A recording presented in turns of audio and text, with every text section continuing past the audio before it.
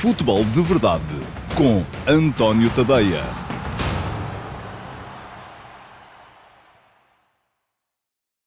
Olá a todos, muito bom dia. Sejam muito bem-vindos à edição número 36 do Futebol de Verdade para a época de 2023-2024. Hoje é segunda-feira, é dia 25 de setembro de 2023 e temos, como sempre, à segunda-feira, uma edição do Futebol de Verdade um bocadito mais comprida. Porquê? Porque aquilo que acontece é que à segunda-feira temos sempre aqui a reposição das edições do Futebol de Verdade Flash acerca dos jogos dos 4 candidatos ao título, e eu considerei desde o início desta época 4 candidatos ao título: Benfica, Futebol Clube do Porto, Sporting Clube Braga e Sporting, e portanto, no final desses jogos, dos jogos dessas equipas, há sempre uma edição do Futebol de Verdade Flash, com o meu comentário de cerca de 15 minutos ao jogo. Ora, quem for subscritor premium do meu Substack, em tadeia.substack.com, e fica aqui o link para poderem fazer a subscrição, caso entendam, não tem só essas vantagens, tem também muitos textos para poder ler, mas recebe logo na noite dos jogos esse comentário, esse Futebol de Verdade Flash. Quem optar por ou não ser subscritor de todo, ou ter apenas a subscrição gratuita do meu Substack, tadeia.substack.com, aquilo que tem que fazer é esperar por segunda-feira, e depois aqui à segunda-feira tem a reposição das edições do fim de semana do Futebol de Verdade Flash. Hoje, no final do Q&A, da resposta às vossas perguntas, vão passar por aqui as reposições do Futebol de Verdade Flash, do Futebol Clube do Porto 2, Gil Vicente 1, do Portimonense 1, Benfica 3 e ainda do Sporting Clube Braga 4, Boa Vista 1. Já sabem, quem ainda não viu, vai poder ver agora aqui no Futebol de Verdade. De resto, a edição de hoje do Futebol de Verdade vai ter, além dessas 3 reposições do Futebol de Verdade Flash, vai ter a resposta às 2 perguntas que eu faço aqui diariamente, segunda a sexta-feira. Respondo sempre a uma pergunta vinda do meu canal de YouTube, perguntas que vocês vão deixando nas caixas de comentários dos programas, das emissões regulares e irregulares do Futebol de Verdade. Todos os dias escolho uma e respondo aqui, e ainda também é uma pergunta que vem da chatroom, perguntas do Discord, que vocês me deixam no meu servidor de Discord. E já sabem também que ao meu servidor de Discord, lá está, só acedem os subscritores premium do meu Substack. E temos lá muitas chatrooms, temos lá muitas conversas a serem mantidas em permanência, além ainda de 2 Fantasy Leagues, uma relativa à Premier League e outra relativa também à Liga dos Campeões. E vamos lá debatendo quem é que fez as melhores escolhas e quem fez as piores escolhas. Mas como a emissão de hoje é longa, vamos então passar muito rapidamente ao Q&A, para que eu possa assim responder às tais 2 perguntas para o dia de hoje. Futebol de Verdade com António Tadeia.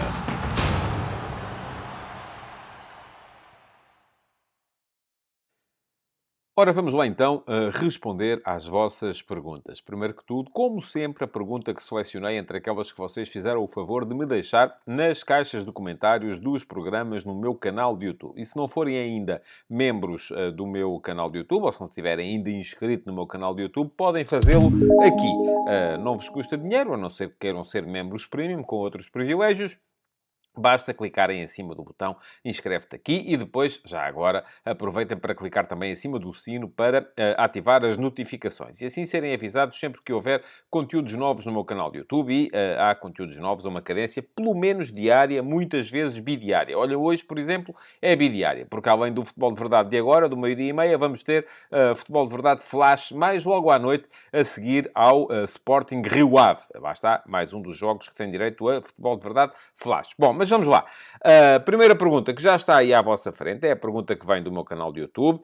Veio do Bruno Pinheiro e pergunta ao Bruno o seguinte: boa tarde, caro António. Sendo certo que o Shakhtar Donetsk está bastante mais fragilizado desde a guerra, mas sendo defensável que o Salzburgo não é nenhuma potência desportiva, como explica que um Porto com futebol pobre a nível interno consiga dar uma resposta quase sempre competente a nível europeu/internacional, enquanto o Benfica parece sempre uma equipa mais consistente internamente, com um futebol mais ligado, mas com prestações e, sobretudo, resultados europeus menos conseguidos?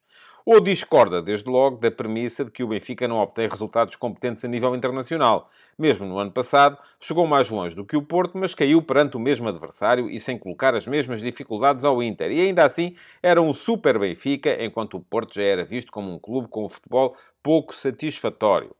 Muito obrigado, Bruno, pela sua pergunta. É uma pergunta muito interessante e que parte aqui de uma série de premissas que eu sou levado, enfim, não é a discordar, mas é a não concordar inteiramente.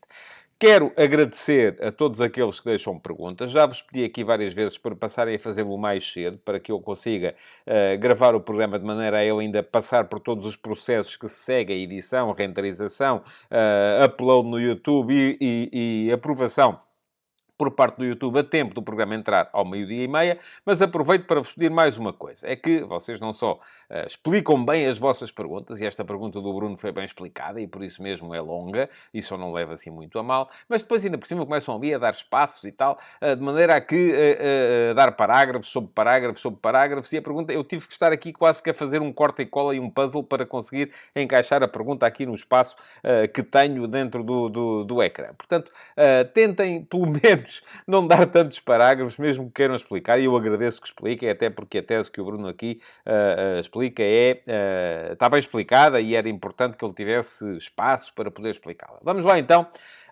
à resposta à sua pergunta. Eu disse que não é que discordasse daquilo que o Bruno estava aqui a dizer, mas também não concordo inteiramente. Vamos lá ver. Há aqui uma espécie de... Eu vou-lhe só dar um exemplo. Por exemplo, vamos pegar no ranking da UEFA há 10 anos.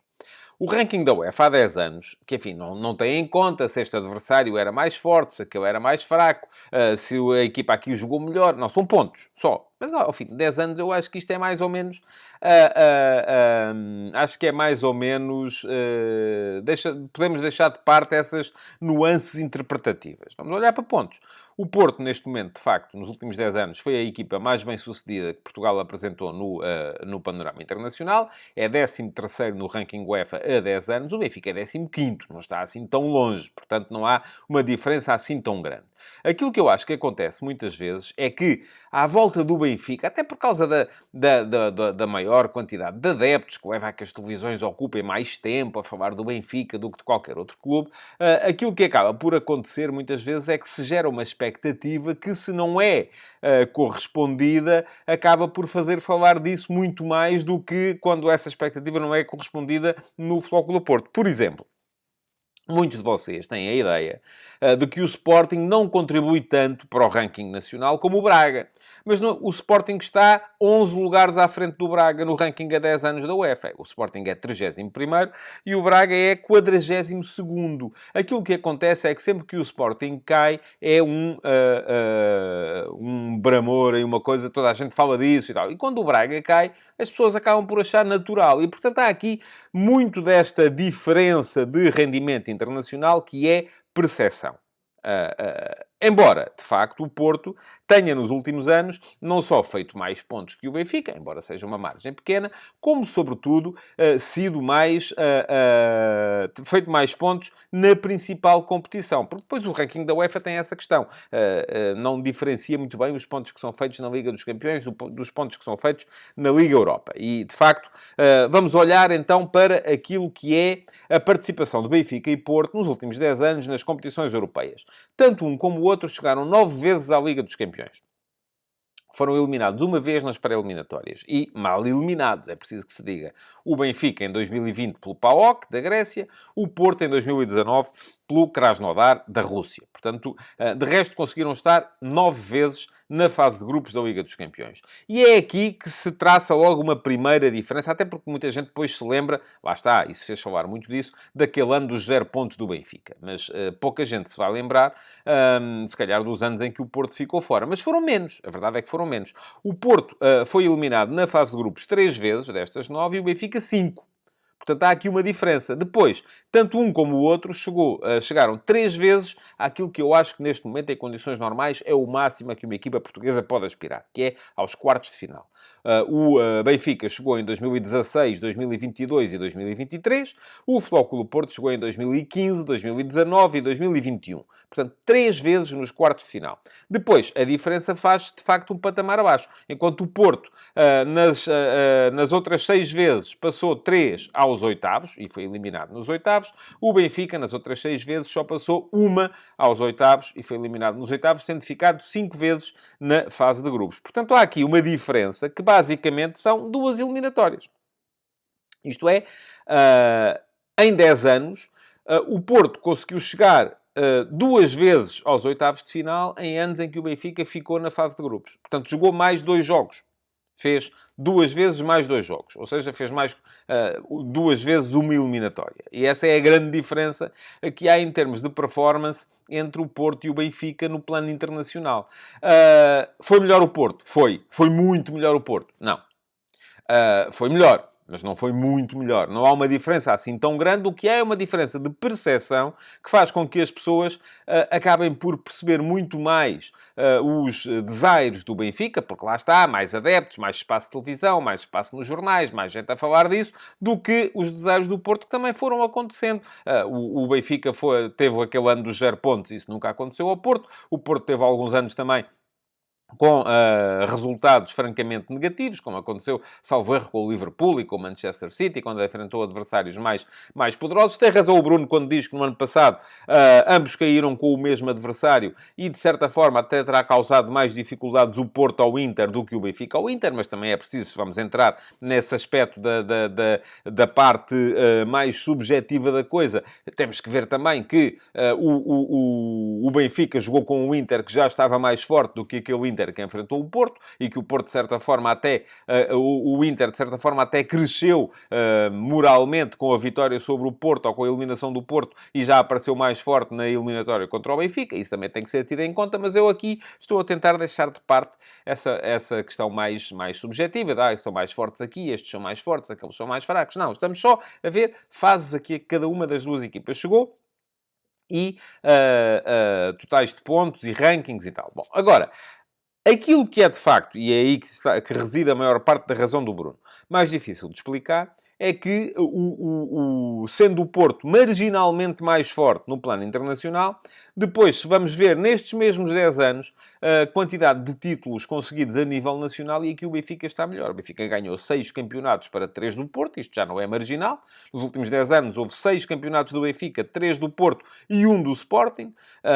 Depois temos ainda, ao todo, 3 taças da Liga para o Benfica e 1 para o Porto, 3 taças de Portugal para o Porto e 2 para o Benfica, mais 5 supertaças para o Benfica e 3 para o Porto. Isto equivale a dizer que nestes 10 anos o Benfica conquistou não só o dobro dos campeonatos nacionais, mas bastante mais troféus. Tem 16 títulos a nível nacional, 16 troféus a nível nacional, contra 10 troféus a nível nacional do Futebol Clube do Porto. E aqui a diferença, de facto, já é feita para o outro lado.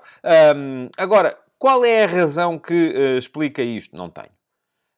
Já sei que muitos de vocês vão começar aí com aquelas teorias, são os árbitros, sobretudo os portistas e os sportinguistas, a dizer que são os árbitros. Se fosse ao contrário, os benfiquistas e os sportinguistas também diziam que eram os árbitros. Portanto, vamos sempre por aí. Eu, conforme sabem, não subscrevo essas teorias. Acho que os árbitros se enganam para todos os lados e acho que não se enganam de propósito. Portanto, até me provarem o contrário, essa é a minha ideia.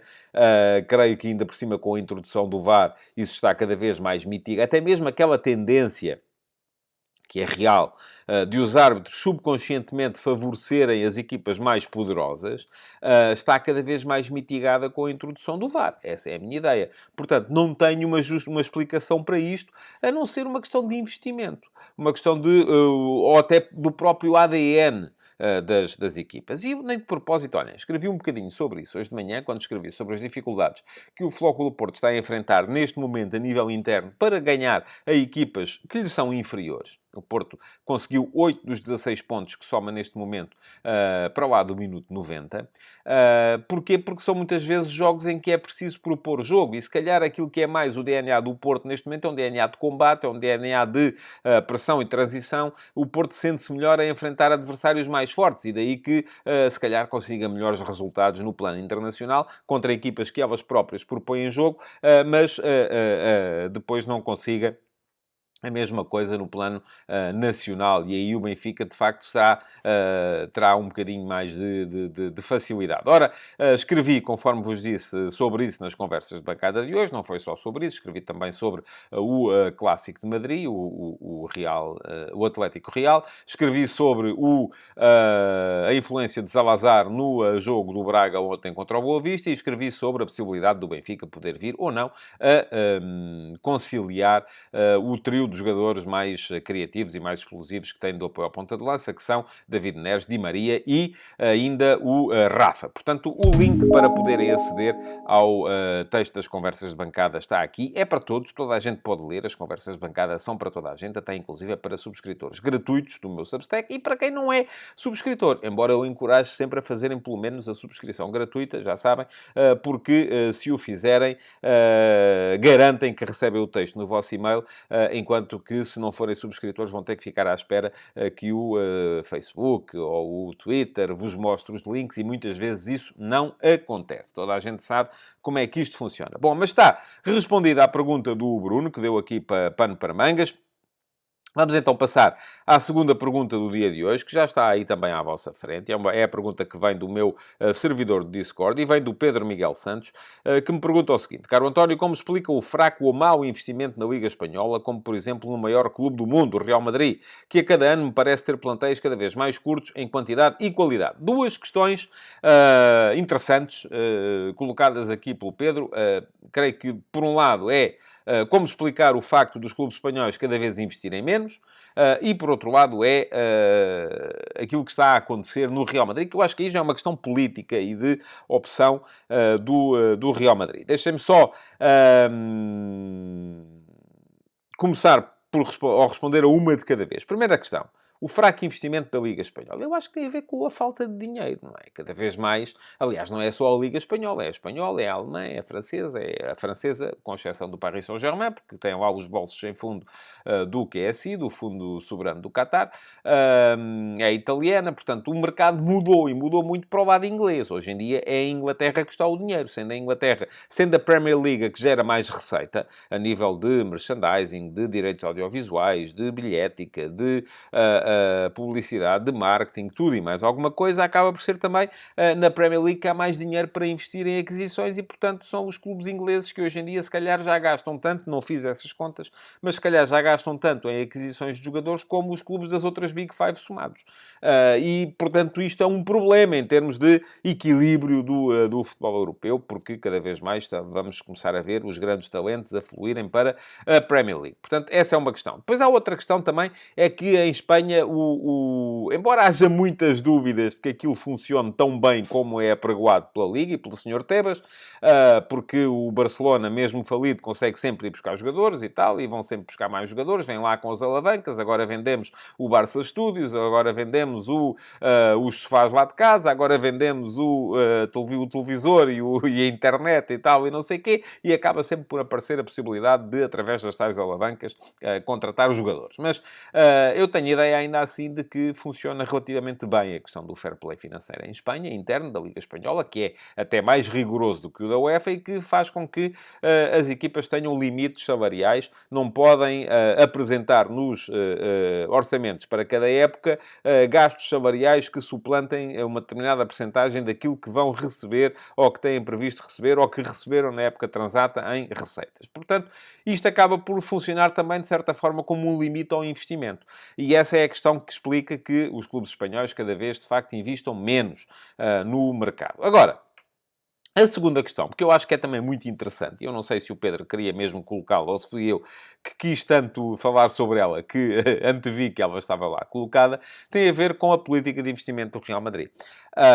E aqui eu acho que há um bocadinho aquela recuperação da política dos Zidanes e Pavones, que era a política do Real Madrid aqui há uns anos, que passava por ter, sobretudo, grandes estrelas que pudessem, de certa forma, chamar a atenção do mundo para o clube, e depois não ter um plantel tão profundo assim. E, de facto, olha-se para aquilo que foi a equipa que o Real Madrid apresentou, por exemplo, no Clássico deste fim de semana contra o Atlético, e não havendo Courtois, não havendo Éder Militão, não havendo Vini Júnior, aquilo que se vê é um bocadinho uma pobreza franciscana da equipa do Real Madrid. Porquê? Porque, lá está, a bitola é colocada muito alta, é colocada no reforço através de grandes estrelas, que depois devem ser complementadas por figuras, quase só segundas figuras ou figuras vindas da formação. E não é essa a política de todos os clubes da Liga Espanhola. Eu preparei aqui uma pequena comparação entre Real Madrid e Barcelona, só para termos uma ideia.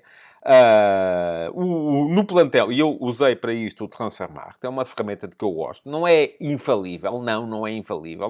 Não vou nada naquela base de dizer pagaram não sei quanto pelo jogador, o Transfermarkt dizia que ele só valia e metade disso, portanto estão a ser enganados. Não vamos por aí. Aquilo é um algoritmo que umas vezes acerta, outras vezes falha, mas ainda assim eu acho que é a melhor, não sendo infalível, é como o VAR. Não sendo infalível, é a melhor ferramenta que temos. Não temos melhor. E, portanto, gosto de me seguir um bocadinho por ali, tendo sempre presente que pode haver erros, como é evidente. Mas, olha-se para o Transfermarkt, tivemos, por exemplo, que o Real Madrid tem, neste momento, 10 jogadores avaliados acima de 30 milhões de euros. Isto é, tem 10 jogadores no seu plantel que, de acordo com o Transfermarkt, valem mais do que 30 milhões de euros. E vou dizer quais são. Courtois, 45 milhões. Militão, 70 milhões. Alaba, 40 milhões. Rudiger, 32 milhões. Tchouaméni, 85 milhões. Bellingham, 120 milhões. Valverde, 100 milhões. Camavinga, 85 milhões. Vini Júnior, 150 milhões. E Rodrigo, 100 milhões. Há aqui valores que eu acho que estão um bocadinho inflacionados, mas pronto, são os valores do algoritmo do Transfermarkt. Portanto, 10 jogadores acima dos 30 milhões. O Barça tem mais. Mesmo em crise, o Barça tem mais. Tem 13. É verdade que alguns deles estão lá por empréstimo, como é o caso do João Cancelo, 50 milhões, e do João Félix, 50 milhões. Mas mesmo que se tirássemos esses dois, sobravam 11. Ter Stegen, 35 milhões. Ronaldo Araújo, 70 milhões. Jules Koundé, 60 milhões. Christensen, 40 milhões. Baldé, 50 milhões. Pedri, 100 milhões. Gavi, 90. De Jong, 75 milhões. Rafinha, 60. Ferran Torres, 30. E Lewandowski, outros 30. Portanto, aqui há 13 jogadores do Barça acima dos 30 milhões e só há 10 do Real Madrid. Mas agora subamos um bocadinho a fasquia e vamos colocar a fasquia nos 100 milhões. Quantos jogadores acima ou com valor igual, idêntico ou superior a 100 milhões tem cada um dos dois clubes? O Barça só tem um, que é Pedri, que está avaliado pelo Transfermarkt, tem 100 milhões. Mas o Real Madrid tem 4. E estou aqui a falar de Jude Bellingham, 120 milhões. Fede Valverde, 100 milhões.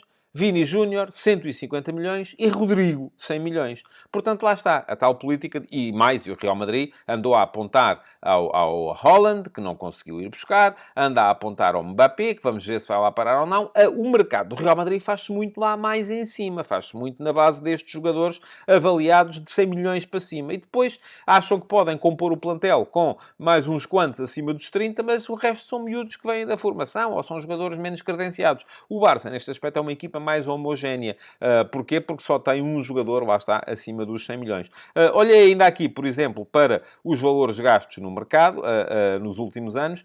O Real Madrid gastou 129 milhões este ano, dos quais 103 milhões em Bellingham, 80 milhões no ano passado, 31 milhões há 2 anos e nada em 2020-21. O Barça já investiu mais, este ano investiu menos, foram apenas 3,4 milhões no Oriol Romeu, mas no ano passado tinham sido 150 milhões, 158 aliás, há 2 anos 69 e há 3, 111. Portanto, estamos a falar aqui de políticas diferentes, mas o que está na base, ao fim e ao cabo, acaba por ser uma coisa muito simples, que é, não há dinheiro. E quando não há dinheiro, como diz o outro, não há palhaço. É mesmo assim que a coisa funciona. Portanto, não havendo dinheiro, não há grande capacidade. O dinheiro está a ir todo para a Premier League. Logicamente, é a Premier League que tem mais capacidade para investir. Bom, estão respondidas as duas perguntas. Queria só dizer-vos que Na sexta-feira, porque não houve ainda futebol de verdade depois disso, houve F80 no meu Substack. Fica aqui o link para quem quiser ir ler a cromobiografia do Raul Machado, que foi um antigo defesa central do Benfica na década de 60, 6 vezes campeão em 7 anos. Jogou salvo erro 3, não, jogou 2 e não esteve na terceira final da Taça dos Campeões Europeus. Não ganhou nenhuma, porque já chegou ao clube na ressaca da primeira final europeia que o Benfica, da segunda final europeia que o Benfica ganhou. Já sabem, todas as semanas há uma nova cromobiografia no meu Substack, sempre a contar a história de um dos heróis dos agora mais de 100 anos de competição de nível nacional no futebol em Portugal, depois da instauração do Campeonato de Portugal em 1922. Foram os 100 anos na época passada. Esta semana vamos ter mais uma cromobiografia. E agora que está terminado o Q&A, deixo-vos então com as edições do Futebol de Verdade Flash dos jogos dos candidatos neste fim de semana. Vamos a isso. Futebol de Verdade com António Tadeia.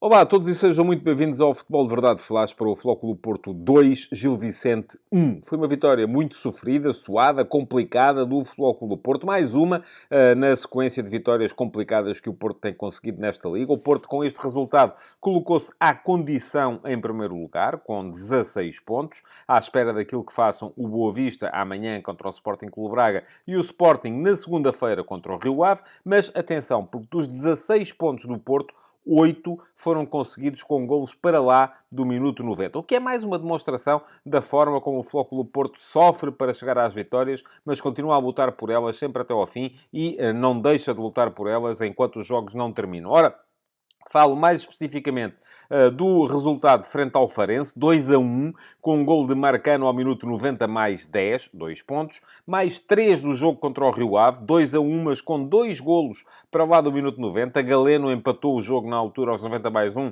e Marcano deu a vitória aos 90 mais 4. Depois, mais um ponto do empate contra o Aroca, 1-1, com golo de Evanilson aos 90 mais 19, no tal jogo do tempo de descontos hiper prolongado, que tanta polémica deu. E, por fim, hoje, o 2-1 ao Gil Vicente, com um gol de Stephen Eustáquio aos 90 mais 1. Foram, ao todo, como vos digo, 8 pontos em 16, conseguidos pela equipa de Sérgio Conceição para lá do minuto 90. O que, mais uma vez, prova a capacidade de luta desta equipa, a crença desta equipa, mas também a sua dificuldade para propor o jogo, a sua dificuldade no plano da criação. Ora, e apesar de tudo, o jogo de hoje até começou bem para o Porto. O Porto marcou cedo. Marcou logo aos 8 minutos, por intermédio de Ivan Raime, que fez o seu primeiro golo com a camisola do Futebol Clube Porto no campeonato, e um lance que é originado num passe a rasgar, um belíssimo passe a rasgar do lateral esquerdo Wendel. Wendel muitas vezes hoje a surgir no espaço interior, a surgir por dentro, para dar a largura na esquerda a Galeno. Foi precisamente isso que ele fez nesse lance, apareceu dentro, deu um passe a rasgar para Galeno na esquerda, Galeno entregou a Taremi, que por sua vez de calcanhar deu para o remate de Ivan Raime, que muito cedo no jogo fez 1-0. O Gil Vicente praticamente não tinha ainda entrado no jogo, era o Porto quem mandava. Antes disso, já Galeno, também precisamente da esquerda, tinha descoberto o André Franco com um passe que cruzou todo o campo, mas o domínio, a recepção de André Franco não foi boa e deixou-o muito em cima do guarda-redes Andrew no momento em que tinha que rematar, permitindo que o guarda-redes do Gil Vicente fizesse a mancha e tirasse a bola para pontapé de canto. Ora, a partir do momento em que o Porto faz o golo, o jogo como que equilibrou. O Porto deixou de ter tanto impacto ofensivo no jogo. O Gil Vicente acertou, nomeadamente, a forma de sair dos seus médios, que alternavam na saída, na pressão à saída de bola do Porto. Começou a recuperar a bola mais alta e, com isto, afastou o Flóculo Porto da sua área e conseguiu equilibrar a partida. Ainda assim, aquilo que se viu daí para a frente foi Galeno ainda quem, após uma jogada da esquerda para o meio, obrigou Andrew a uma boa defesa. Isto aconteceu aos 35 minutos e pouco depois, Depu, que já tinha feito o primeiro remate com algum perigo do Gil Vicente aos 31, fez o gol do empate. Foi a tal situação de saída na pressão dos médios do Gil Vicente. Estavam muito bem organizados, os dois médios mais ofensivos do Gil Vicente, Martinete e Domingues. Se a bola Se o Porto saía com bola pelo seu lado esquerdo, era Domingues quem subia na pressão. Se o Porto saía na bola pelo seu lado direito, era Martinete quem saía na pressão. Ora, precisamente aos 37 minutos, Martinete a sair, a conseguir interceptar um passe de David Carmo para Stefano Eustáquio e depois a seguir com bola e a fazer a desmarcação de Depu, que na cara do Diogo Costa acabou por marcar e fazer o empate. Até ao intervalo, ainda o Gil Vicente podia inclusive ter-se colocado em vantagem. Há um cruzamento de Martim Neto da linha de fundo que Depu de cabeça, completamente à vontade, atirou para fora. É verdade que o Porto também ainda reagiu com um pontapé de moinho de Galeno, que saiu por cima, mas o jogo foi para o intervalo empatado e com alguma justiça, pode dizer-se, porque depois daquele início de jogo mais forte do Porto, o Gil Vicente conseguiu equilibrar a partida. Na segunda parte, o Sérgio Conceição aproveitou uma lesão do Alan Varela para introduzir em campo Fran Navarro, mais um ponta de lança, e fez baixar o Ivan Reimer para o meio-campo, para perto do Stefano Eustáquio. O Porto mantinha o sistema tático, o tal 4-4-2, um misto 4-4-2 com 4-3-3, mas com Ivan Reimer como segundo médio, Taremi como segundo avançado e Fran Navarro mais como referência na frente. Ainda assim, é verdade que os dois, Taremi e Navarro, se uniram para um remate de Ivan Reimer por cima, ao minuto 54, mas daí para a frente acabou por ser mais o Gil Vicente a surgir com perigo, quase sempre através de contra-ataques que causaram algum pânico na defesa do Futebol Clube do Porto. Houve uma situação em que Félix Correia tabelou com Pedro Tiba e depois de correr mais de meio campo, perante Diogo Costa, chutou para a defesa com o pé do guarda-redes do Porto. Isto aconteceu ao minuto 74 e depois, aos 82, foi Maxime Domingues, quem se isolou pela esquerda após uma tabela com Félix Correia e chutou também para mais uma defesa de Diogo Costa. O empate parecia eternizar-se, apesar de o Futebol Clube do Porto meter mais e mais gente na frente, conforme vou explicar já a seguir quando fizer a fotografia tática do jogo, mas o Porto acabou por chegar à vitória então aos 90 mais 1, num livre lateral batido por Wendel, em que Eustáquio até parece que veio a bola bater-lhe quase que na nuca, mas saltou no momento certo, no local certo, para desviar a bola do guarda-redes e dar a vitória ao Futebol Clube do Porto.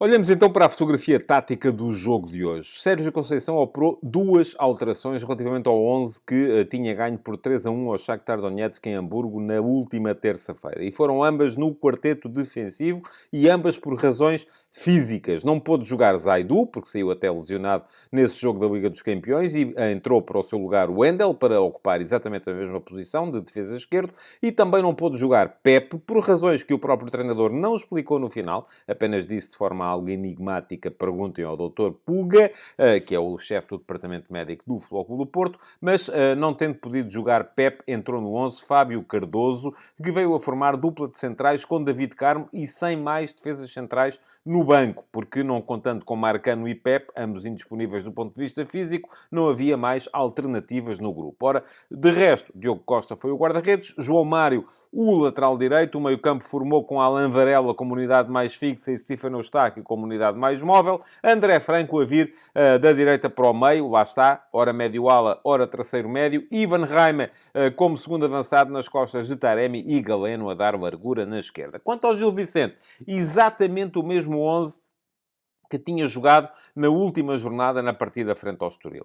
Andrew foi o guarda-redes, o mesmo quarteto defensivo, Zé Carlos, Gabriel, Ruben Fernandes e Buta. Depois, no meio-campo, Pedro Tiba a jogar como 6, ele que é um 8 de formação, mas que apareceu como unidade mais recuada, muitas vezes entre linhas neste 4-3-3 do Gil Vicente, que defensivamente se transformava ora em 4-4-2, ora em 4-1-4-1, e já vou explicar como. E depois, à frente de Tiba, Martineto e Maxime Domingues. Na frente, Murilo era ao extremo direito, Félix Correia ao extremo esquerdo e Depu o ponta de lança. Ora, o que é que acontecia em termos defensivos? O Gil Vicente avançava alternadamente, ora Martineto, ora Domingues, para formar o 2 da frente no momento de pressionar a saída de bola do Porto. Nunca o fazia nunca ia com muita sede ao pote, deixava-se ficar para exatamente conseguir depois pressionar e saltar na pressão no momento em que a bola ia para entrar nos médios do Porto. forte. Foi assim que o Gil Vicente conseguiu, inteligentemente, com algum domínio até na segunda parte, ou pelo menos partilhar o domínio da primeira parte, perdão, com a equipa do Futebol Clube do Porto, e foi isso também que levou o Sérgio Conceição a querer mudar. O Porto foi quem foi sempre mudando, o Gil Vicente também mudou mais perto do final, mas o Porto mudou logo aos 52 minutos, Alan Varela saiu com um problema físico, e quem entrou não foi ninguém para a sua posição, foi Fran Navarro, motivando a baixa de Ivan Reimer para segundo médio e de Taremi para segundo avançado, passando então a Fran Navarro a funcionar como ponta de lança. Depois, com o jogo empatado, aquilo que fez Sérgio Conceição foi dar mais alguma acutilância aos corredores laterais. Trocou aos 70 minutos João Mário por PP, e PP voltou a ser lateral direito. Perdeu algum fulgor no equilíbrio tático do Porto, o jogador brasileiro. E trocou ainda o André Franco pelo Francisco Conceição, que, tal como o André Franco, embora se tenha colocado na direita, veio buscar muito jogo, apareceu muito a ocupar posições até no meio-campo. E trocou Galeno por Gonçalo Borges, que foi colocar-se mais aberto do lado esquerdo. Nenhum dos três teve, assim, grande impacto no jogo. Aquilo que impactou mais o jogo foi depois a entrada de Tony Martínez para o lugar de Ivan Reimer ao minuto 88. O Porto acabou o jogo, então, com, ao mesmo tempo, em campo, Francisco Conceição, Gonçalo Borges, Taremi, Tony Martínez e Fran Navarro, muitas unidades ofensivas, e isso acabou por levar a que o Gil Vicente encostasse atrás, e depois, na sequência de uma falta que, tal como o treinador do Gil Vicente, Víctor Campelos, disse, foi desnecessária, mas motivada precisamente pelo facto do Gil Vicente estar a encostar cada vez mais atrás. Ora, já expliquei que o Gil Vicente começou naquele misto de 4-3-3 ofensivo com o 4-1-4-1 defensivo, porque é normal, os dois extremos, Murilo e Félix Correia, baixavam para posições de meio campo e Pedro Tiba ficava muitas vezes entre linhas, entre a linha defensiva e a linha de meio campo, sendo que depois dos dois médios, lá está, alternavam na forma como saltavam na pressão. O Gil Vicente, enquanto foi sentido o jogo controlado, nunca mudou do ponto de vista tático. Aliás, trocou Murilo por Marlon Douglas e aí nessa altura... E trocou também Martinete por Morigban. Morigban foi colocar-se como 6, é um jogador mais defensivo, de meio campo. Pedro Tiba subiu um pouco no campo nessa altura, mas foi depois também quando o Gil Vicente substituiu Pedro Tiba por Rowan Wilson, que mudou do ponto de vista tático. Porquê? Porque passou a jogar com 5 homens atrás. Rowan Wilson foi colocar-se no meio dos outros dois centrais, o Gabriel e o Ruben Fernandes, sendo que o Gil, nessa altura, mudou então do 4-1-4-1 para um 5-4-1, precisamente para tentar contrariar a maior presença dos jogadores do Futebol Clube do Porto na frente. Até final, e ainda com o jogo empatado, aquilo que Vítor Campelos tentou fazer foi refrescar a frente. E então, a 3 minutos do fim, trocou Félix Correia por Fujimoto. Fujimoto foi colocar-se na direita e foi Marlon para o lado esquerdo e trocou ainda de ponta de lança Depu por Baturina, mas pouco depois acabou por sofrer o golo que ditou a vitória do Futebol Clube do Porto.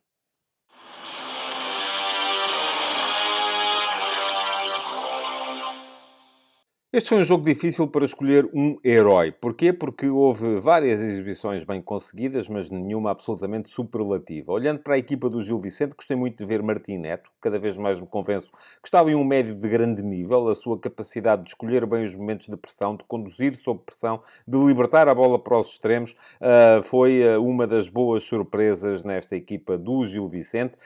Influente também Domingues, influente o Félix Correia. Boa presença também no campo por parte do avançado centro, Depu, embora tendo desperdiçado uma boa situação, mas nenhum dos jogadores do Gil Vicente acabou por ser o herói do jogo. Porquê? Porque foi o Porto que ganhou e acabou por ser Stefano Eustáquio, sempre muito assertivo no meio-campo do Futebol Clube do Porto, quem se impôs até pelo facto de ter feito o golo que deu a vitória. E Eustáquio até já tinha tido uma boa situação em que desviou um remate mal conseguido de um colega e quase o fazia chegar à baliza de Andrew.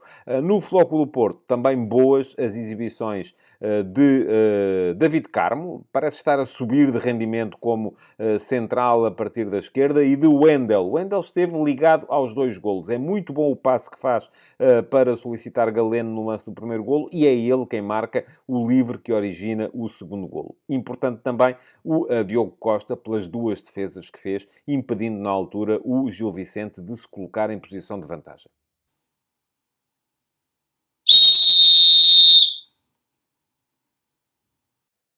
Foi boa a arbitragem de António Nobre, o árbitro que foi chamado a apitar este jogo entre o Flóculo Porto e o Gil Vicente. Teve uma, duas, três, quatro situações importantes para decidir. Primeira delas, o cartão amarelo a Martinete, logo aos 14 minutos. Ele começou por dar a lei da vantagem, mas depois de o lance se extinguir, acabou por voltar atrás para dar o cartão amarelo ao médio do Gil Vicente, porque tinha pisado o Wendel, que aliás ficou diminuído do ponto de vista físico durante alguns minutos depois disso. Depois disso, anula bem também, e foi por mais de 1 metro, 2-0 ao Flóculo Porto, porque estava em fora de jogo na construção da jogada o Taremi. Mais à frente, na segunda parte, com o jogo empatado, vieram 2 pedidos de penalti por parte dos jogadores do Porto. No primeiro, ao minuto 61, a bola não acerta sequer no braço de Gabriel, foi no peito, portanto não houve lugar à marcação de qualquer falta, e 3 minutos depois é Eustáquio quem vai à procura do contacto com o mesmo Gabriel, deixando-se depois cair assim que consegue acertar ou encostar-se ao defesa do Gil Vicente, mas, mais uma vez, sem razão para qualquer falta. Portanto, só boas decisões, uma boa arbitragem de António Nobre. Futebol de Verdade com António Tadeia.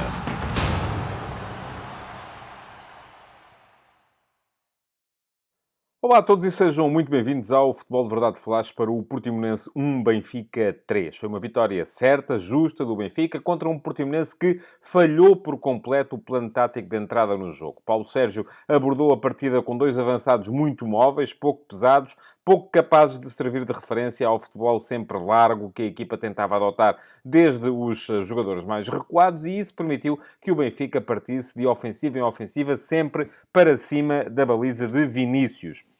A primeira parte foi de superioridade clara e franca do Benfica. Pediu ao Benfica ter resolvido o jogo durante esse período. Roger Schmidt rodou a equipa, apareceu sem António Silva, sem Di Maria, este lesionado, e sem João Neves, mas voltou a perder o controle de um jogo que o talento de Cockchu e Neres, na primeira parte, e Rafa, na segunda, acabou por pôr fácil para as cores encarnadas. O Benfica sofreu golos em todos os jogos que fez fora de casa esta época. Esteve sempre na frente, mas acabou sempre ao alcance dos adversários. Eu recordo, no Bessa, na primeira jornada, esteve a ganhar por 1-0 e 2-1, mas acabou por perder por 3-2, com a reação do Boa Vista no final. Depois disso, em Barcelos contra o Gil Vicente, esteve a ganhar por 2-0, permitiu que o adversário regressasse até ao 2-1 e ameaçasse a baliza benfiquista, na altura defendida por Samuel Soares, tendo o jogo acabado nos 3-2. Em Vizela chegou também aos 2-0, mas permitiu que o Vizela chegasse ao 2-1 e teve que aguentar a pressão da equipa da casa na ponta final. E hoje em Portimão, depois de estar a ganhar por 2-0, sofreu um golo, 2-1, e teve uma grande penalidade contra que Trubin acabou por defender, impedindo que na altura, à meia hora do fim, o Portimonense chegasse ao empate, depois de uma primeira parte em que foi francamente inferior à equipa do Benfica. Foi também, de certa forma, uma maneira de Trubin fazer as pazes com os adeptos depois dos 2 erros, ou erro e meio, eu chamei-lhe assim, que cometeu na partida contra o Red Bull Salzburgo. Trubin acabou por ser importante, deteve a grande penalidade marcada por Rildo, que podia ter sido o ponto de viragem de um jogo que o Benfica acabou por vencer depois com um terceiro golo na sequência dessa grande penalidade falhada pelo Portimonense. Ora, o jogo começou praticamente com o primeiro golo do Benfica e lá está a importância da capacidade de desequilíbrio de David Neres, que hoje foi titular. Neres surgiu a abrir e a esticar o jogo na esquerda. Deu a bola para João Mário, a bola passou ainda por Cockchu, que se destacou na primeira parte pelos passos para finalização, este foi apenas um deles. Cedeu a bola para Bá, que acertou um remate fortíssimo desde a direita do bico da área e bateu o guarda-redes Vinícius sem apelo nem agravo. 1-0 para o Benfica aos 5 minutos, antes do 2-0, que surgiu logo aos 17, atenção, portanto o Benfica parecia ter o jogo completamente controlado. Ainda houve uma situação de gol perdida por parte do Benfica, numa tabela entre Neres e Rafa, que o brasileiro acabou por não conseguir transformar em golo, permitindo a mancha do guarda-redes brasileiro também do Portimonense Vinícius. Ora, isto foi aos 8 minutos, aos 17 chegou mesmo o 2-0. Foi Cockchu, lá está a importância do médio turco, lançar Neres, atrás de Formiga, numa transição muito rápida da equipa do Benfica.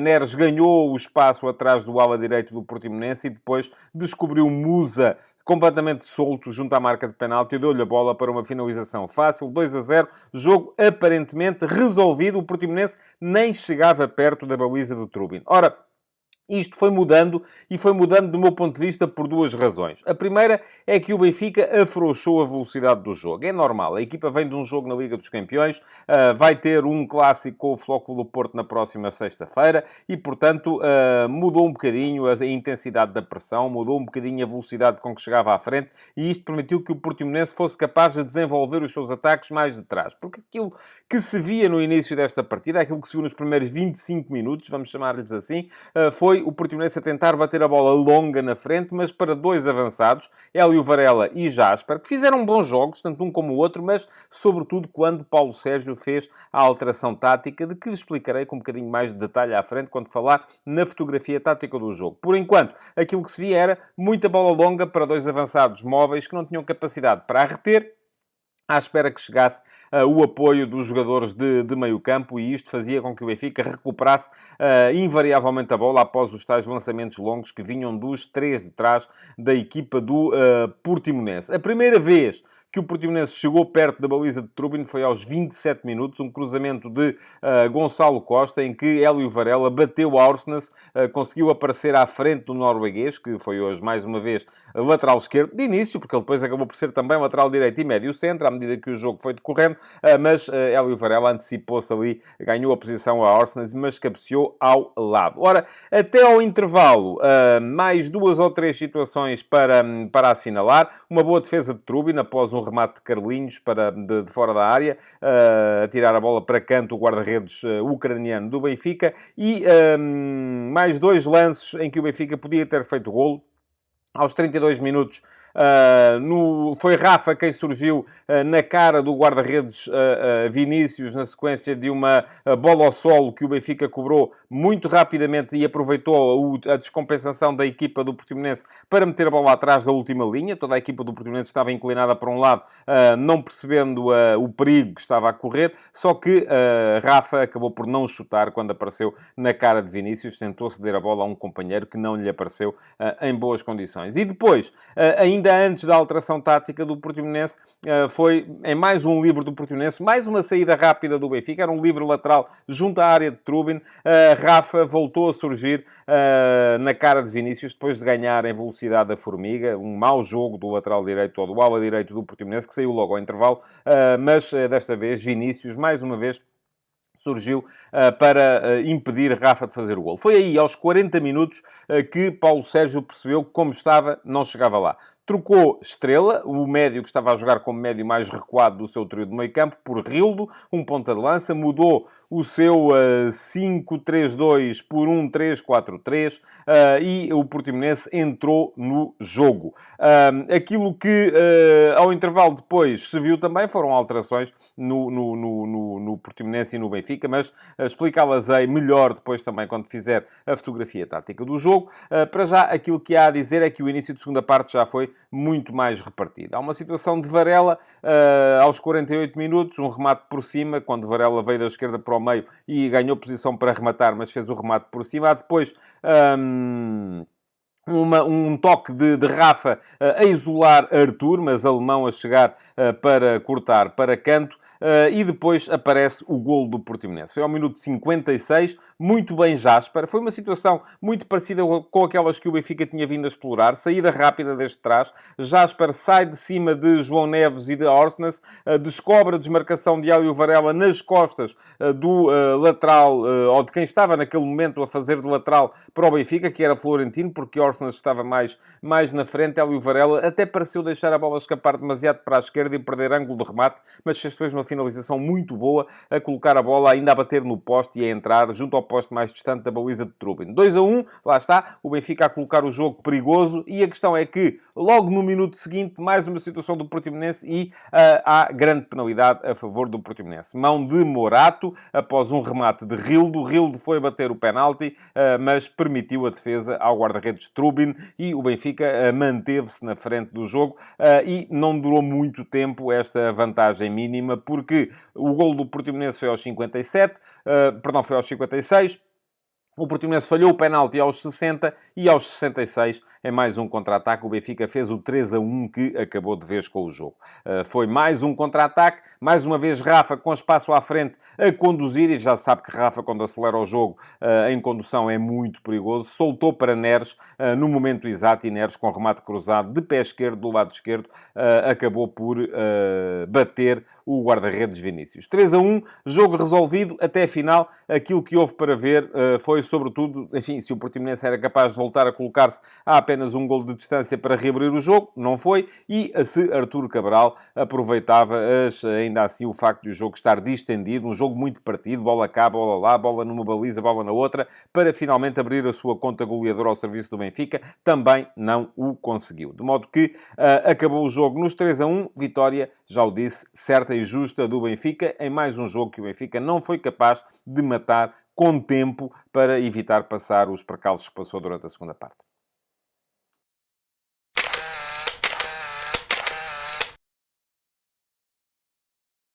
Ora, vamos então à fotografia tática do Portimonense-Benfica.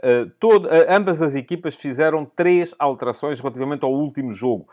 O Portimonense voltou a surgir numa espécie de 5-3-2, mas trocou 3 jogadores. Porquê? Porque nenhum dos homens da frente, desta vez, era um verdadeiro ponta de lança. Isto é, saiu Paulinho, que em Guimarães tinha jogado como jogador de referência no meio do ataque, foi substituído por Igor Formiga.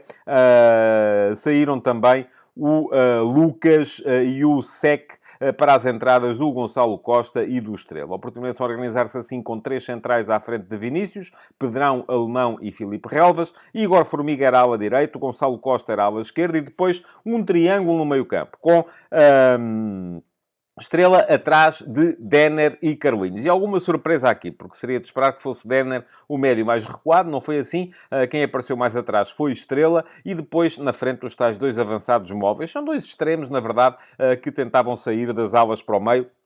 O Jasper mais sobre a direita, o Hélio Varela mais sobre a esquerda. No caso do Benfica, 3 alterações também, relativamente ao 11 que perdeu com o Salzburgo, na meio da semana. Saiu o António Silva para entrar o Morato. Di Maria, lesionado, cedeu a sua posição a David Neres. E no meio-campo não estava João Neves, apareceu sim Florentino. À medida que o jogo foi decorrendo, já vos disse, o Portimonense percebeu que o plano não estava a resultar, e pelas razões que eu também já vos expliquei. Trocou então Estrela, que nem estava a ser o pior dos 3 do meio-campo, por Rildo, e transformou o seu 5-3-2 num 3-4-3. Deu mais liberdade a Igor Formiga e a Gonçalo Costa, passou a ter apenas 2 médios, Carlinhos e Denner, e colocou Rildo no meio dos 2 avançados que tinha até então, abrindo-os um pouco mais nas alas. Melhorou o Portimonense com esta alteração. Não alterou taticamente ao intervalo, quando trocou Formiga por Guga, à altura em que o Benfica também mexeu. E notou-se aqui a preocupação de Roger Schmidt em rodar os jogadores, em não os fatigar, em dar minutos também a outros, algo que é novo na percepção do treinador alemão. Ora, saiu Musa para entrar Artur Cabral, troca por troca, ponta de lança por ponta de lança. Saiu Cockchu para entrar João Neves, também troca por troca. João Neves passou a formar dupla de meio-campo com Florentino. E saiu Bá para entrar Jurasek. Regressou então Jurasek às opções. O que é que isto motivou? Que Orsnas, que era lateral esquerdo, passou para lateral direito. De resto, tudo igual, com Otamendi e Morato como centrais. Florentino ao lado agora de João Neves, porque antes era Cockchu, na zona do meio-campo, e na frente, João Mário ainda mais sobre a direita, Neres mais sobre a esquerda, numa alteração que terá tido muito que ver com o facto de Orsnas ser um lateral esquerdo que domina sobretudo a bola com o pé direito, então era preciso dar alguma largura, que era Neres quem dava, e Rafa nas costas, antes de Musa, agora de Artur Cabral. Voltou a mexer o Portimonense, mas já perto do final, aos 80 minutos, quando trocou Gonçalo Costa por Paulinho, meteu então 2 pontas de lança, trocou Denner por Maurício no meio-campo, e o Portimonense passou então a organizar-se em 4-4-2.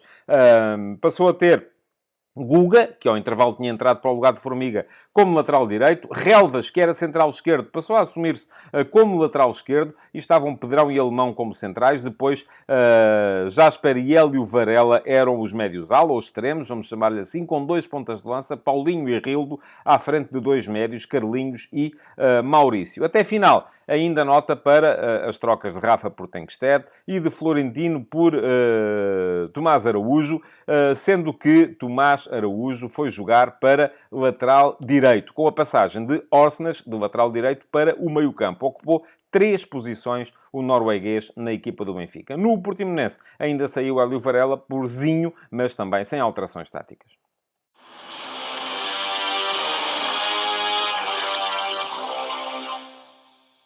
Haveria 3 possibilidades muito sérias para escolher o herói do jogo de hoje. E todas elas vestiram de vermelho. E falo-vos de Kökçü, imperial na primeira parte, muitos passos para a finalização do médio turco, sempre capaz de descobrir em passos progressivos soluções boas para continuar as ofensivas do Benfica. De David Neres, também muito importante, não só na primeira parte, mas também na segunda. Ele está ligado aos 3 golos. É ele que abre a bola na esquerda no lance do primeiro golo, e que resulta com uma finalização à direita de Bá. É ele que faz a assistência para Musa, ganha a primeira posição atrás de Formiga e faz a assistência para Musa no 2-0, e depois é ele que marca o 3-0. A outra possibilidade, a Rafa, mais apagado durante a primeira parte, mas na segunda parte foi absolutamente determinante. Com mais espaço, um jogo mais partido, um jogo mais de transições, Rafa sempre com espaço para acelerar em condução, partiu por completo a organização defensiva da equipa do Portimonense nessa altura. Ainda assim, a minha escolha vai para Neres. Pareceu-me ser o jogador mais importante do Benfica, a responder muito bem no dia em que Roger Schmidt não teve o Di Maria. No caso do Portimonense, houve ainda assim algumas exibições interessantes. Para já, a dos 2 avançados, Hélio Varela e Jasper, sobretudo quando passaram a ter Rildo perto deles, mas voltei a gostar de Gonçalo Costa. É um mistério para mim a razão pela qual o ala esquerdo do Portimonense joga tão poucas vezes na equipa de Paulo Sérgio.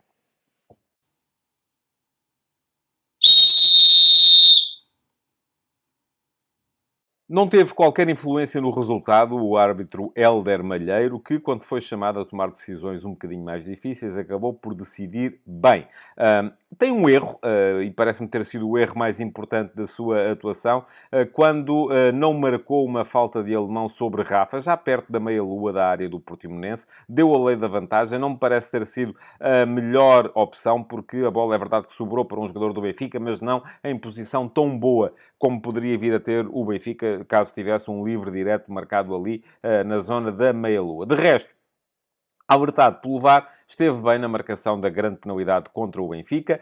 O remate de Rildo acaba por ser desviado pela mão direita de Morato e, portanto, havia razão para a grande penalidade, que não foi detectada no campo, mas foi vista e bem pelo VAR. Foi a 4ª grande penalidade contra o Benfica nos últimos 3 jogos, situação pouco habitual, e o que é curioso é que destas 4, só 2 deram golo. Trubin defendeu hoje e na última, a meio da semana, no jogo da Liga dos Campeões, o Salzburgo falhou por Konaté uma das 2 grandes penalidades de que dispôs. Futebol de Verdade, com António Tadeia.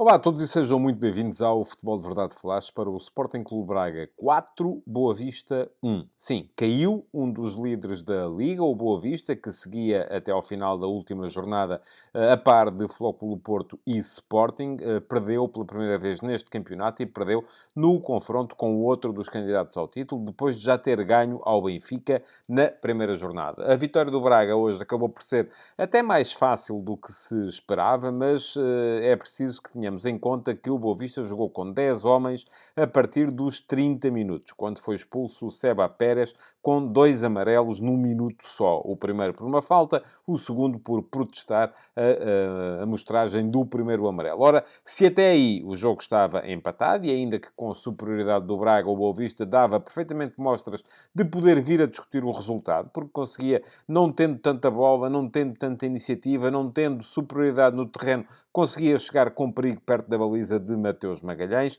Depois, a partir daí, ficou tudo muito mais complicado, até porque poucos minutos depois o Sporting Clube Braga fez o 2-1 e na segunda parte acabou por fazer mais 2 golos. 4-1. Resultado que até, olhando para as oportunidades que o Braga perdeu durante a segunda parte, podemos dizer que até peca um bocadinho por escasso, mas que também não seria justo, se calhar, que o Boa Vista fosse punido com mais golos pela forma como se bateu enquanto esteve 11 contra 11. Uma coisa se manteve, é que estas duas equipas, sempre que entram em campo, e até aqui isto aconteceu nas 6 jornadas que a Liga já leva, marcam golos e sofrem golos. São, portanto, uma garantia de futebol ofensivo de parte a parte. O jogo começou com as duas equipas fiéis àquilo que são os seus sistemas táticos habituais, e vou explicá-los um bocadinho mais à frente quando fizer a fotografia tática desta partida. E, curiosamente, a primeira situação de algum perigo até foi o Boa Vista que a teve. Foi um livre marcado por Salvador Agra, do lado esquerdo. Quando toda a gente esperaria um cruzamento, ele rematou. Mateus Magalhães teve dificuldades em deter a bola, fê-lo com o peito e conseguiu também deter depois uma recarga, mas era o Boa Vista a mostrar que não precisava de muito futebol para chegar com perigo perto da baliza do adversário. Só que daí para a frente começou a dar Braga. E o Braga beneficiou imediatamente de 5 situações de perigo perto da baliza de João Gonçalves. Numa delas fez o golo inaugural. Logo aos 8 minutos, há um cruzamento de Víctor Gomes. Banza não chega. Djaló apareceu de cabeça nas costas, mas atirou a bola para fora. Depois, aos 16, foi um passe picado de Pizzi para o mesmo Álvaro Djaló, muito em foco no início da partida, mas ele não conseguiu finalizar. Aos 17, cruzamento de Víctor Gomes. Pizzi ganhou a bola a Agra no ar e Djaló chutou para uma boa defesa, a primeira boa defesa de João Gonçalves, fez várias durante a partida, o guarda-redes do Boa Vista. E aos 19 apareceu então o golo do 1-0. Um lance muito bem desenhado, com o Braga a explorar os 3 corredores. Foi Djaló quem esticou o jogo do lado esquerdo, já o disse, muito bem no início de partida, o extremo espanhol. Fez um passe atrasado da linha de fundo do lado esquerdo para Rodrigo Zalazar, também uma belíssima exibição na equipa do Braga. Este da zona da meia-lua percebeu a chegada do outro lado de Víctor Gomes, lançou-o até à linha de fundo e foi no cruzamento, ou no passe atrasado de Víctor Gomes, que apareceu depois Ricardo Horta para fazer o golo inaugural. 1-0, podia ter aparecido 2-0 logo a seguir, num cruzamento de Djaló, em que Simone Banza, que apareceu hoje como ponta de lança do Braga, em boa posição, não aproveitou para rematar, só que quem empatou pouco depois foi o Boa Vista, por intermédio de Tiago Moraes. Muito bem, o extremo da equipa do Boa Vista, mais uma vez, uma belíssima exibição deste jovem extremo esquerdo. Há um mau passe interior de Niakate, um erro na construção da equipa do Braga. O Seba Pérez recuperou e o Boa Vista, em 2 toques, chegou à baliza do Mateus Magalhães. Seba Pérez verticalizou para Makuta, que por sua vez percebeu a chegada de Tiago Moraes e meteu-lhe a bola à frente para uma finalização prístina, a fazer o golo do empate. Depois, o Boa Vista até podia ter chegado ao 2-1, numa precipitação de Mateus Magalhães, que veio fazer um corte de cabeça fora da área, mas a bola ficou ao alcance de Bruno Lourenço, só que no remate, na tentativa de remate de fora de Bruno Lourenço, a bola bateu no árbitro, Artur Soares Dias, e não chegou à baliza. Ora, foi na sequência desse lance que, quem sabe-se por causa da frustração, Seba Pérez reagiu mal à mostragem de um cartão amarelo. Tinha visto um cartão amarelo por falta e viu depois, logo a seguir, um segundo cartão amarelo por protestar esse primeiro cartão amarelo. Ficou expulso, deixou a sua equipa reduzida apenas a 10 homens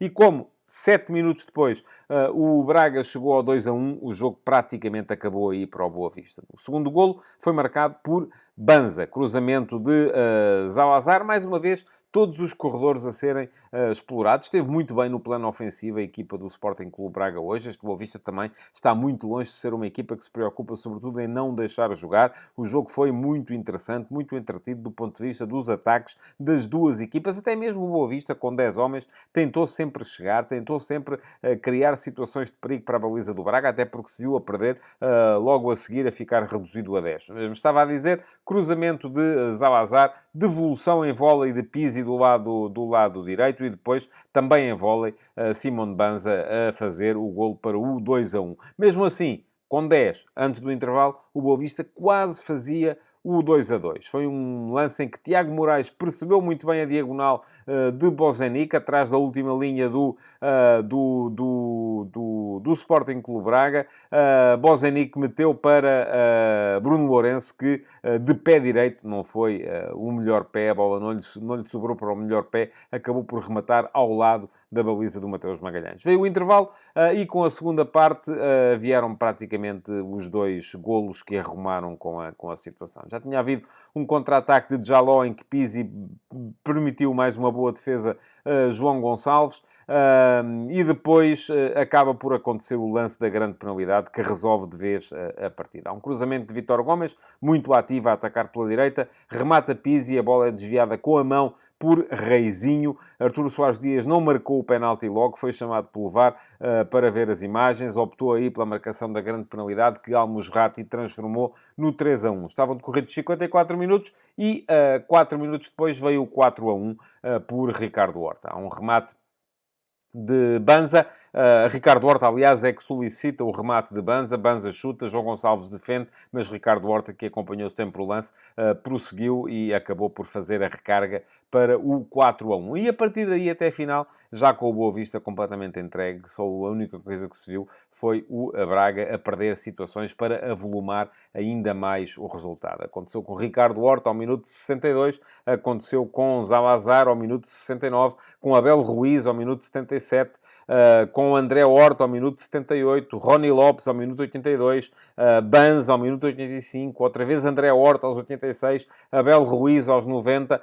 Portanto, foram muitas as situações em que o Braga podia ter punido ainda mais. Um Boa Vista que, mesmo com 10, nunca quis deixar de jogar. Enfim, a partir do momento em que estava a perder por 4-1, só queria mesmo era que o jogo chegasse ao fim e chegasse rápido. Mas, enquanto esteve ao alcance a possibilidade de fazer um golo, de voltar pelo menos a conseguir uma situação de empate, o Boa Vista quis sempre jogar e isso também merece naturalmente ser enaltecido por parte de uma equipa que até aqui estava com os líderes e neste momento ainda assim está à frente do Braga. O Boa Vista fica a 3 pontos do Flóculo do Porto. Vamos ver amanhã o que é que faz o Sporting, para saber se o Sporting se junta ou não ao Flóculo do Porto na frente, mas continua muito bem o Boa Vista neste campeonato. Quanto ao Braga, era um jogo de tudo ou nada. Se não ganhasse hoje, ficaria muito complicada a vida da equipa de Artur Jorge, porque já ficaria a mais do que os atuais 6 pontos para o primeiro lugar.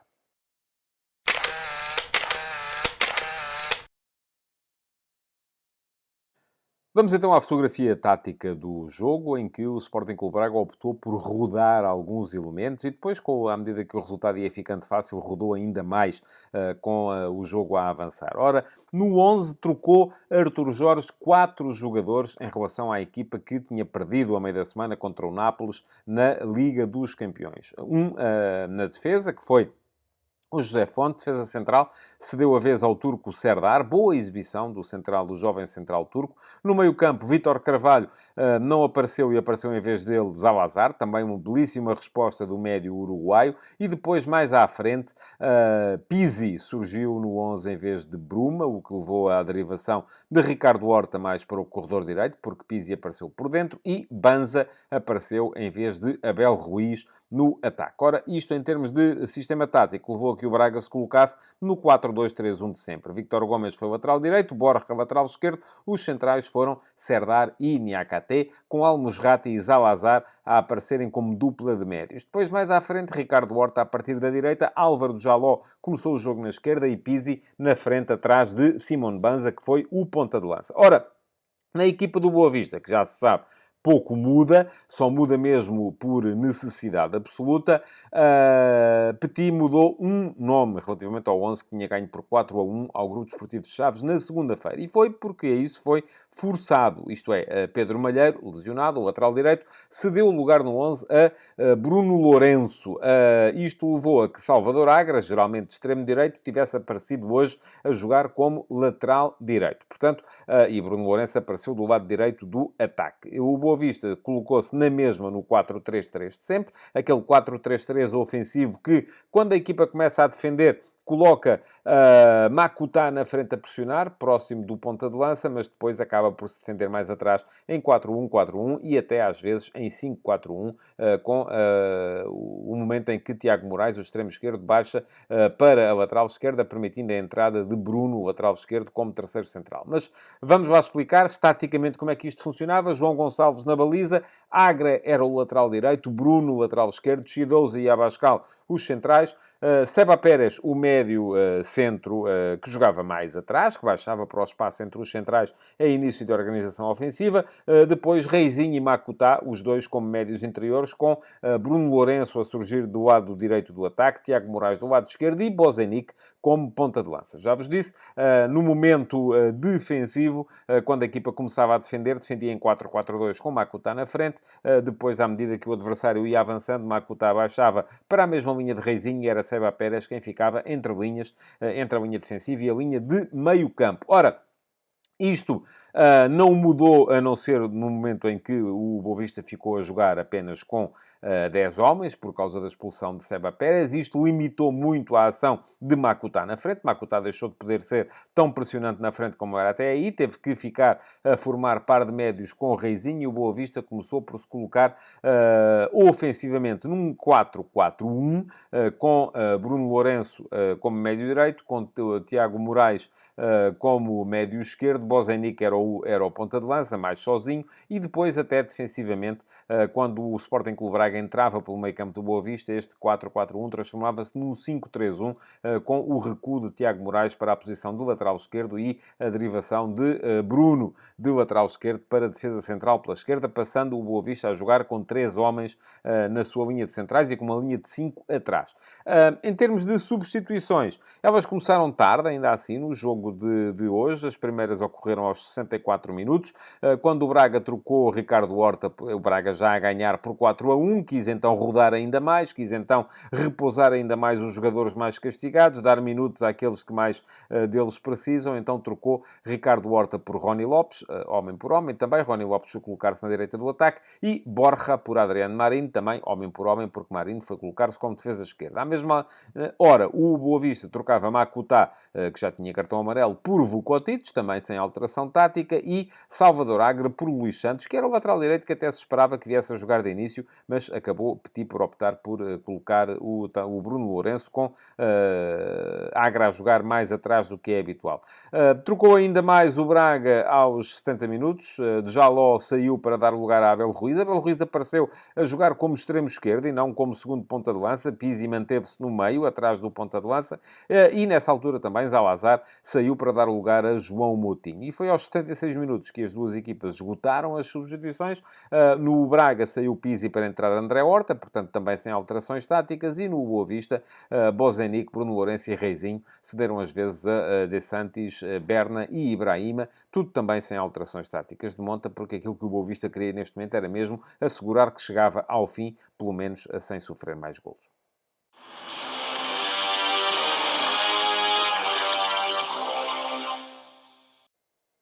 Antes de definir aqui quem foi o herói do jogo, há que fazer uma menção honrosa para Tiago Moraes. Belíssimo jogo feito pelo extremo esquerdo do Boa Vista, sempre capaz de criar desequilíbrios, sempre capaz de aparecer onde podia causar moça à organização defensiva do adversário, mesmo quando o Boa Vista ficou reduzido a 10, e aí muito lhe era exigido, porque ele tinha que sair muitas vezes de trás. De resto, o Boa Vista não pôde mostrar tudo aquilo que com certeza traria, a lição que traria estudada, a partir do momento em que ficou reduzido a 10. Portanto, a escolha do homem do jogo fica um bocadinho que reduzida aos homens do Braga. E houve boas exibições no Braga. Victor Gomes deu sempre muita saída de jogo pelo lado direito. Serdar apareceu muito bem a jogar na posição de José Fonte, como central direito na equipa do Sporting Clube Braga. Pizzi fez um bom jogo. Ricardo Horta marcou 2 golos, mas para mim, Álvaro Jaló foi muito importante no início da partida. Era o principal causador de desequilíbrio na organização defensiva do Boa Vista, mas para mim o homem do jogo hoje foi Zalazar. Não o tinha visto jogar ainda tão bem com a camisola do Braga. Quase sempre quando entrava parecia um desperdício, porque se jogava atrás não dava saída, se jogava à frente não era suficientemente criativo. Hoje apareceu a formar par de médios com o Al-Musrati e foi decisivo, fez a equipa jogar, fez a equipa rodar, deu dinamismo, deu capacidade ao Braga para ir explorando sempre os três corredores e isso foi muito importante na forma como o Braga explanou o seu futebol ofensivo. Belíssima, portanto, a exibição de Rodrigo Zalazar, para mim, o herói do jogo de hoje.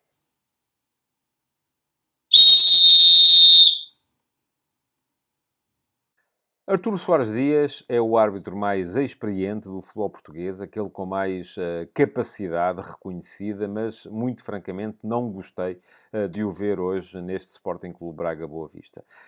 Do ponto de vista regulamentar, podemos todos aqui chegar à conclusão que ele até teve razão na expulsão de Seba Pérez, porque o jogador protestou, continuou a protestar, não aceitou a amostragem de um cartão amarelo, que era justo, embora Soares Dias até aí tenha contemporizado em algumas situações. Por exemplo, não tinha mostrado um amarelo ao Salvador Agro aos 15 minutos por derrubar Álvaro de Jaló, que teria sido perfeitamente justificado. Naquela altura ele achou que era a altura de começar a mostrar cartões e acabou por ser Seba Pérez o infeliz contemplado. O jogador reagiu mal, viu o segundo amarelo, do ponto de vista regulamentar isso tem que ser aceito. Mas há uma coisa que é preciso ser dita, é que o papel do árbitro deve ser, na medida do possível, manter os 22 jogadores em campo. A expulsão, para mim, deve ser vista como o último recurso.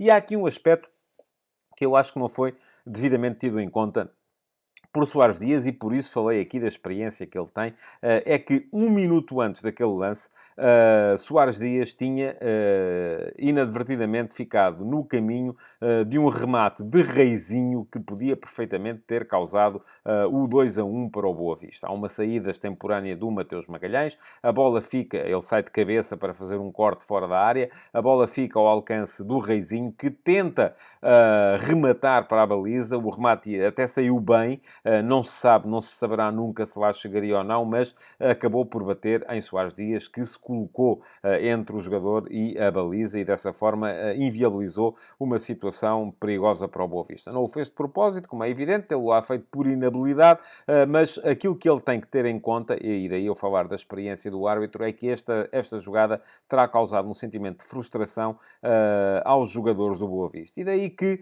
talvez fosse a altura de contemporizar um bocado no minuto seguinte, falar com o jogador, tentar acalmá-lo antes de lhe mostrar o segundo amarelo. Não sei, não podemos saber, nenhum de nós sabe o que é que Seba Pérez disse a Soares Dias, se era razão para expulsão ou não. A verdade é que com aquela expulsão, o jogo, que prometia ser um bom jogo, acabou por ficar condicionado. De resto, boa a decisão de mandar marcar um penalti a favor do Sporting Clube Braga aos 51 minutos, porque no remate de Pizzi a bola é desviada pela mão, com a mão por Reizinho. A única coisa que não consegui perceber, porque a repetição é dada apenas de um ângulo e não é um ângulo particularmente favorável, é se há ou não falta de Serdar sobre Bozenic no ataque do Boa Vista, no lance anterior a este lance, no qual em contra-ataque o Braga chega à área e acaba por causar a tal situação de perigo. Aparentemente, Bozenic tropeça com um dos seus pés no calcanhar do outro pé, mas a repetição não deixa perceber se houve ou não toque de Serdar para o desequilibrar a provocar esse tropeção. Mas vamos assumir que terá tido razão nisso. A única coisa que me parece é que ele podia ter sido um bocadinho mais, não vou dizer complacente, mas pelo menos experiente, foi mesmo no momento da expulsão de Seba Pérez, porque ela acabou com o jogo. Futebol de Verdade, de segunda a sexta-feira, às 12h30.